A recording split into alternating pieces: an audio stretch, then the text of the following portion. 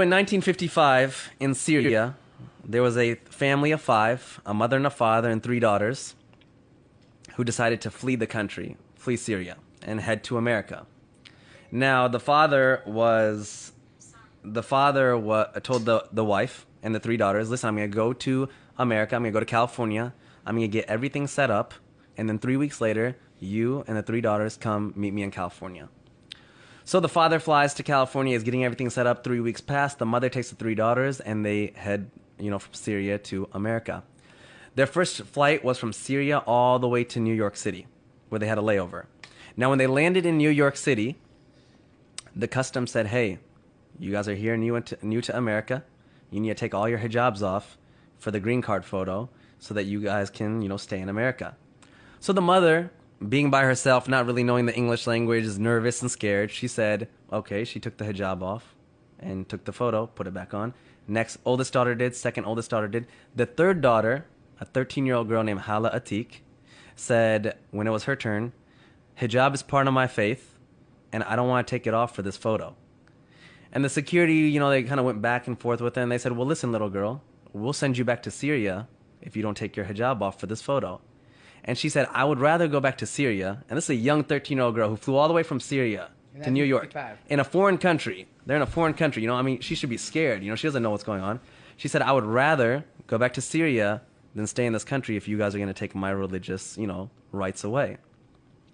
Security came, management came. They put her in a back room. They made each older sister go to her separately and talk to her. They had the mother go talk to her. Then the 13-year-old girl said, I don't care who you bring back here. I will not take my hijab off for this green card photo. After 2.5 hours passed, the whole security's there, management's there, cops are there. They finally said, hey, little girl, you can keep your hijab on, you can take the photo. And I have the photo. It's a beautiful photo. It's a black and white photo. What year is this again? What was this? What 1955. Year? Wow. Now, the mom is super upset at this time because she's nervous. She's missing her husband. Syria to New York is not an easy flight. And she's like, you're so stubborn. Why don't you just listen to me? So they grab their suitcases, and she's like pissed off at her daughter. And they run to their next gate. They miss their flight. So now this family who spent all their money, they're like, Syrian refugees. They're now like even more scared and even more worried. And the mom's like, now what do we do? They go to United Airlines. They talk to them. They negotiate. They're like, well, we can't do anything. You guys are making it difficult. Finally, they mutually agree that we'll put you on the next flight to California. They get on the next flight. While they're flying to California, the mom is yelling at this 13-year-old girl like the entire time. Like, you're so stubborn. I miss my husband. I'm tired. They land in California, and their husband's, the father's there, and he's in tears and he's crying. And he's like, you're alive, you're alive. And they're like, why wouldn't we be alive?